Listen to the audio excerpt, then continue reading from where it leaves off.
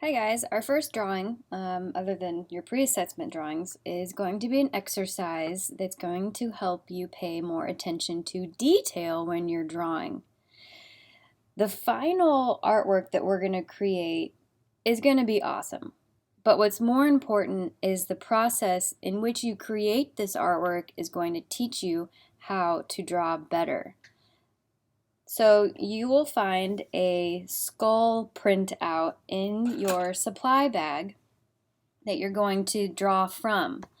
However, it's going to be folded into fourths and be upside down, which is going to force you to not think of yourself as drawing a skull, but rather all those intricate shadows and details and little abstract blobs. And then when you're finished and you turn your drawing upside down, for a lot of kids, it's the best drawing they've ever done. It's going to teach you to pay attention to details more, pay attention to value changes more, and just get better at shading and creating a high contrast drawing. You're also going to be using charcoal, which I have a feeling a lot of you guys have probably never drawn with before. After I get through this little slide presentation, I will do a demo on how to get started. So if you're already kind of lost, no big deal. I'm just looking at the big picture right now. Okay, so your first thing that you're going to do is with that little printout of a skull, you're going to fold it into fourths.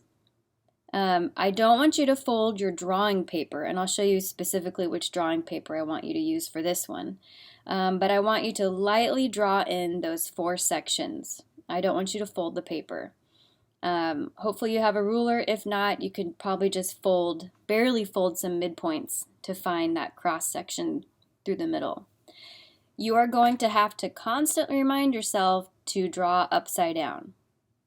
No, you're not going to be standing on your head, but your picture is going to be upside down and the skull is going to look upside down until you flip it over later. Now, as you're working, you need to think about a creative element that you're going to add, because it would be super boring if all of our skull drawings looked exactly the same. So, here are some examples.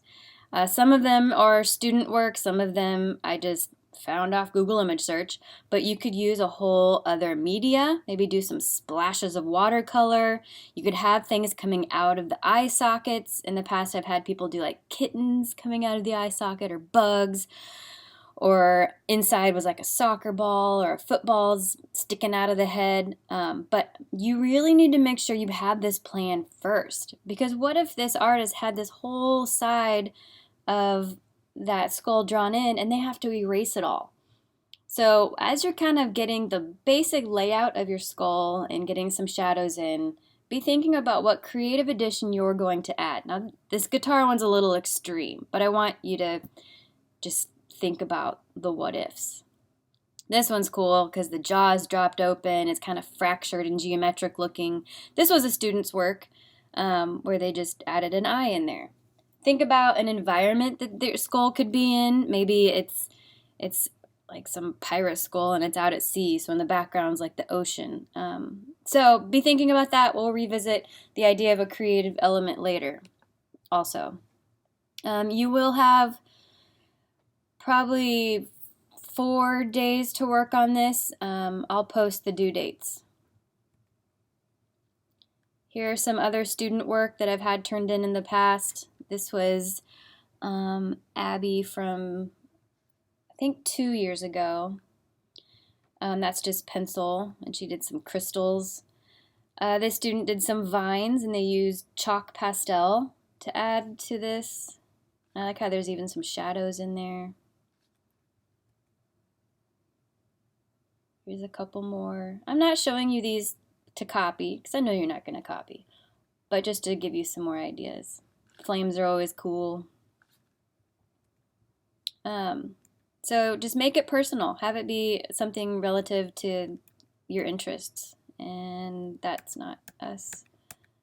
All right, now I'm going to demonstrate how to get started.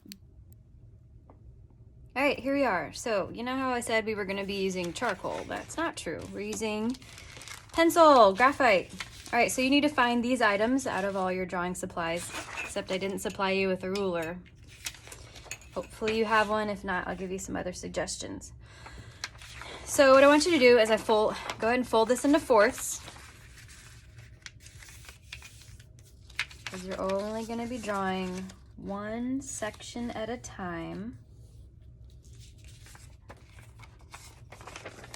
Also, it's going to be upside down.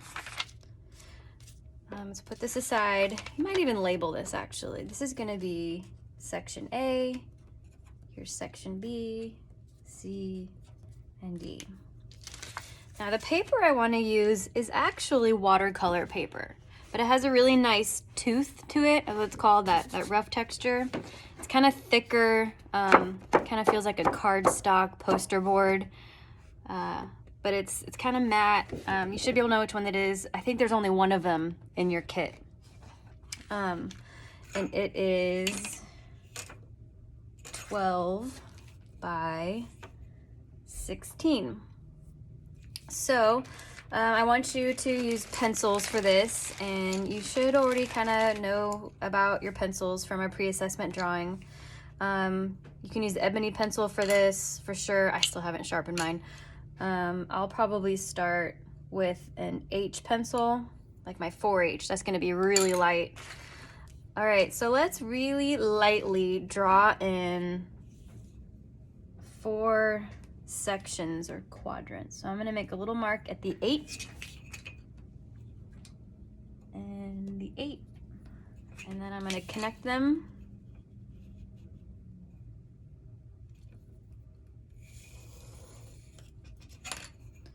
So that we have 2 sections, and now let's divide this. So we have 6 and 6.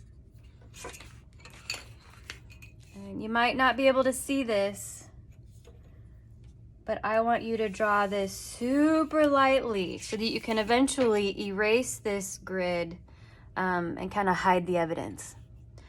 Okay, so remember before we labeled these, this is section A, here's B, here's C, and here's D. If you want, and this would probably help this to be even more successful, because what you're drawing, you know, say in this section is right here, this is here, and then C and D are here. You could take this even further and make, let's get a darker pencil, do another cross section so you can have this gridded even further, and that could really help you get even more accuracy with your proportions. All right, so I would start with your 4H pencil or 2H, something with the H, because that's going to be a softer or a harder lead. And look at the space between the end of the page and here, you know, and just kind of find where things intersect with your cross section. So if this was the middle of this line, is kind of where the teeth are. So I'm gonna kind of say, okay, well, here's kind of where those teeth start. If I go across, here's kind of where that eye socket is. If I were to find a midpoint between here and here, that's where this big eye socket is. And look at where the negative space is. So this shape right here, this line, let's just get that in. I'd say it starts about here. You've got this like pointy triangular shape. See, I'm turning off that part of my brain that says I'm drawing a skull, and I'm focusing more on these weird shapes and lines. Kind of goes up, curves around, and goes to about here. Move that up. This jawbone. I'm gonna move this over here. Goes up, has a little bump, and curves in. Kind of does this type of a shape. Again, if you wanted this to be even more precise, do a whole other cross section too. I kind of want to get it kind of laid out first. And as you're working, be thinking about what creative addition you are gonna add. I kind of like to know where I'm headed, so it's kind of right in the middle. Goes up, and it curves in, and here's I guess that's like a cheekbone, and it goes straight up and out, and this curves in here. Cool, so I kind of have that outline. And if you want to just kind of go in and peek every once in a while, you can. What I'm really going to be looking for is later when you start getting in all these values. And your Prismacolor is, like I said, it's a real velvety pencil. So that's something that, like, this whole area is really dark. So you could just kind of shade it in. And I don't have a blending stick out right now. But don't overuse a blending stick because then it just becomes a big mushy mess. But this is something that can really smooth out some shadows. Where my 6B go? So getting in. Have your kneaded eraser out too, because you could shade in this whole area.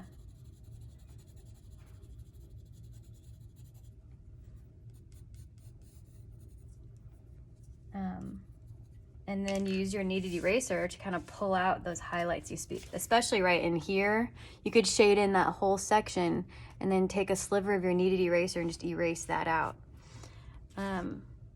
So yeah, that's to get you started. And I'll definitely give you the weekend and a couple days to do this because the end result is something you're gonna be really proud of. And hopefully you guys come up with some cool additions. This is a really good paper, so feel free to experiment with different media like paint or watercolor, or maybe you block it out and do some spray paint if you're allowed to do that at home to do your creative addition to this. All right, let me know if you have any questions.